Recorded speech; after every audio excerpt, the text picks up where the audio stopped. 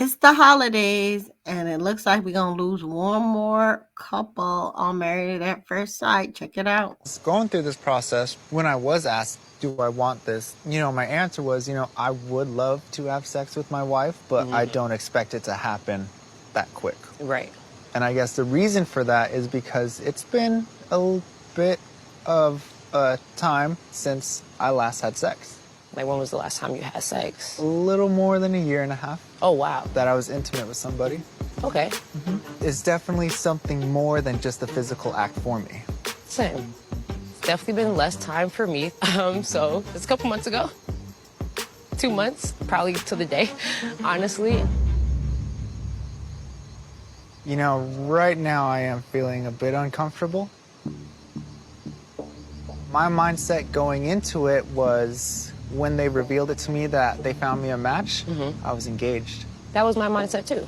Like, I had sex before the reveal. Right. I didn't have sex like finding out like, oh, I'm engaged, let me go have sex now. Right. And it could just be just, I don't know, honestly, very different in our approach. I'm at a point to where I know what I'm worth. And so with that, I just don't want to hand myself out. So how do you feel that I had sex 2 months ago? It's not like a walking cornball. Like, Being honest, it kind of took sex off the table for me.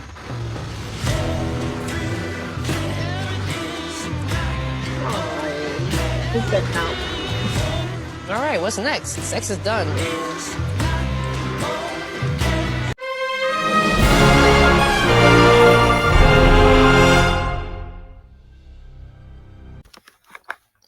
Hey y'all, it's your captain for all things creative coming at you with Married at First Sight, Denver, episode 6. If you are new to the channel, welcome. Please like, share, and subscribe. All that good stuff. And if you're returning, thank you so much for rocking with us. And let's get into this episode before the holidays, because around these parts it's Thanksgiving. So I was cooking. I'm just taking a quick break to get this video right before I just stuffed my face. So the episode starts with Lauren talking about how she's trying to give Orion space.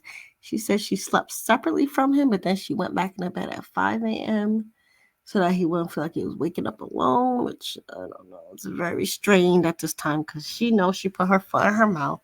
So she's trying to, give Orion time to heal, but I think she's unfortunately enabling him to check out because not sleeping together, it's not a good thing. They say separate beds is the first sign of stuff falling apart if you've been used to that. So next you see Emily and Brenna. Her hands still hurt from when she fell, but then they still go on an excursion to do water sports. Brandon ends up jet skiing, and then Emily ends up flyboarding, even with the hurt hand, and they seem to have a lot of fun. Next, you see Lauren and Orion in a cenote, which is like these healing caves, I guess, that you can find in Mexico. And they're talking, and Orion on after party says he's pretty sure he got a sty there. But here you see Lauren basically still trying to apologize, trying to say, they both deal with a lot as people of color from the world, so they shouldn't have to come home and deal with mess and nonsense. So she says she thinks they're still able to build something fabulous, but again, damage is very much so done already. Next, you see Claire and Karen. They have a very good day, actually. I feel like they have fun for the first time. They're doing something called splatter painting. So they're basically just playing with each other. And I think the fact that, they proved that they could let loose and have fun helped both of them get out of their own way in this relationship. And, from here, things were looking up for them. Next, you see Emily after the water date, and her hair got towed up. I'm pretty sure she had in some kind of weave or extension, and the wetness and the sweating from all the, water stuff she was throwing basically caused the weave to like slide and mat. And she claims that she had dreadlocks, but don't disrespect dreadlocks like that. That was just a matted weave slash extension mess. And so she knew she had to go out. So what she tried to do was put the hair in like two buns, if you can see here. She couldn't really part it. It was a hot mess. It was giving Cynthia doll. It was giving get me to the salon ASAP, right? But basically, the guys and girls are gonna be talking separately, and they basically all, share different things about their marriages to each other. In the guys group, Cameron is basically saying the same things, that we've been seeing, that Claire hasn't been good at telling him exactly what she wants. But he does say that he is attracted to her, so he knows that they're not there yet as a couple. He's looking forward to getting, more closer. And then Claire, she says she has a history of guys not claiming her, which is sad. So she says she wasn't rattled by Cameron, leaving her in the airport and not holding her hand and things like that. But then the girls point out, like, actually, he's trying. He put his arm around you. She's like, oh, and I was like, you're just like really trying to, maybe overanalyze what's going on and not live in the moment. Because how would these other people have to tell her that he was, being, you know, affectionate with her? So the girls point out the good signs that Claire was missing, and they advise her to just keep looking for the good. Lauren talks about the difficulties of being in a whole interracial relationship. And then Orion on the boy side says that Lauren is everything he wanted in a partner. Becca says she's waiting for the other shoe to drop because things are good. And then Emily says she don't know if her relationship is good or not because she's never been in one. And the girls kind of get that. And then they all laugh with her about her messy Cynthia hair buns. And then Becca says she wants to talk about heavy topics with Austin in the future. She hasn't gotten there yet. And I was like, no, you've laid some heavy stuff on him already. But you done talked about death and illness. So if you don't think you've talked about anything heavy, then I'm scared for Brennan. No, I'm scared for Austin. Sorry. I keep confusing them, but Austin has been a trooper with Becca for sure. So then after the group date, you see Austin and Becca sharing a hammock, and they dish on, what the girls said on their side and what the guys said on their side. And Austin admits that he downplayed their relationship to the boys so that the other guys don't feel jealous or bad about theirs, because he knows there's basically nothing that he could have asked for that wasn't given to him. Like, he and her both say that they'll rate their marriage a 10 out of 10, But then Becca pushes back on him. It's like, why you want to dim your light just to make other people feel better? That doesn't help nobody. And he's like, I don't want to rub it in their face. So they have like a little mini, not argument, but I would say mini tete-a-tete. And then she basically says that she wants to have deeper convos in the future, like she had said to the girls, Next, Claire and Cameron talking.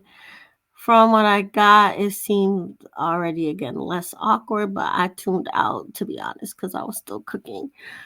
But again, for the most part, their vibe is, getting better. Next, I missed a slide, but Lauren brings Orion desserts and proves that she had listened to, his likes and dislikes. Lauren, still kind of on this apology tour, trying to feed him, but again, Orion's checked out. And the couples try to go to a group date on a boat, And then Becca tries to do Emily's hair a little better because, as you can see in the picture, it got really, really bad.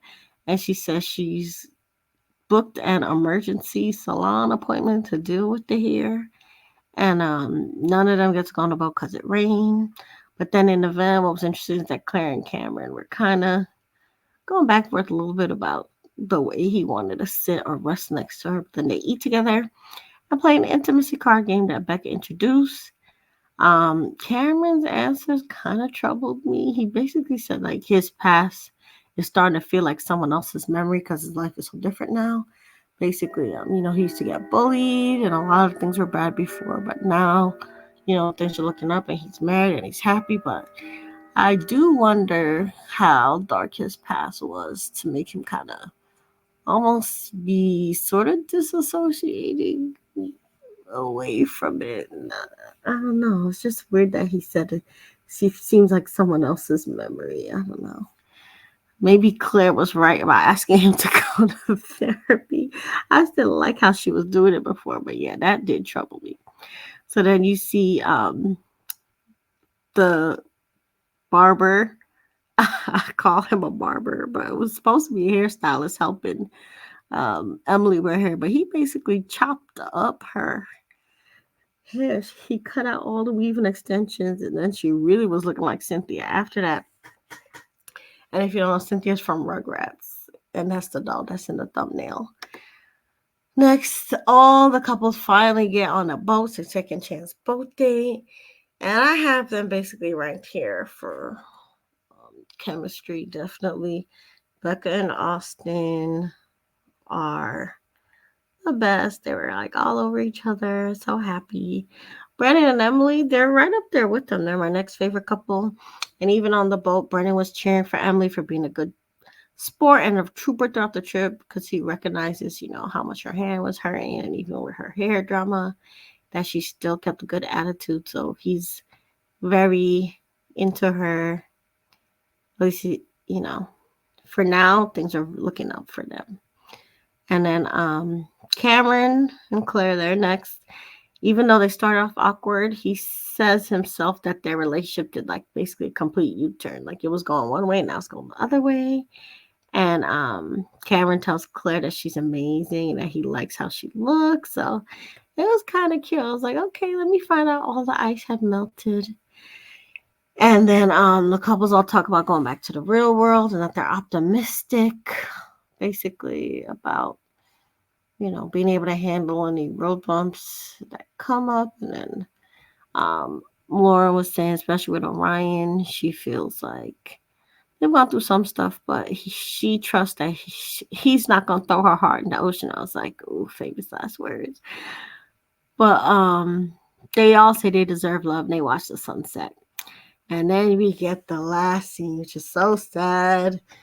Lauren and Orion, they talk sex at the table, and Lauren really jumps in there. I really think she intimidated Orion because she was talking about how, when she gets intimate, she treats people's bodies like a map. She wants to know all their erogenous zones.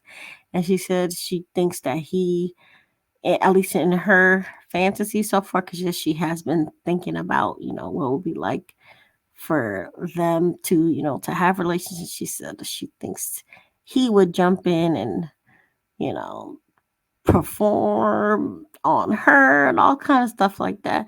And he at first was into it. He's like, yeah, I'm a giver, But I think the way she was talking about it freaked him out a little bit because it went from, oh yeah, that's cool. And then she was like, oh, we can't have a red room.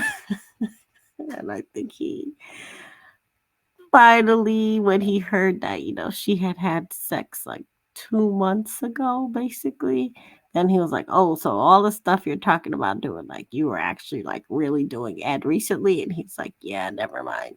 And it's just so strange because in the beginning he was talking about his birth certificate, and kind of bragging about how well hung he is. But then when he met up with, a woman who's very confident in her sexuality and is kind of like, trying to match his BDE, he shriveled away so fast. So again, I really think this these couples would all benefit from the experts being around more, especially Lauren and Orion. They are fading away so fast. It's very sad, and it doesn't look like they're gonna make it out of the honeymoon from the previews. Like they dropped the divorce word. I think Lauren said she had said let's get divorced, and then Orion was FaceTiming one of the experts. Too little, too late. So let's see what happens. Say your thoughts in the comments. Do you think Lauren and Orion, could have benefited from the experts, or you think it was doomed from the start? I thought it was doomed for the start, but they made me a believer for a little bit. But now, yeah, I don't have hope at all for them. Claire and Cameron, they're turning things around, and I just hope that Beckett and Austin keep the good vibes going, and that all of the couples find happiness, whether it's with each other or going their separate ways with people that really can value them. So until the next time, remember you're the master of your fate and the captain of your soul. Happy holidays, and we'll connect more next time. Bye.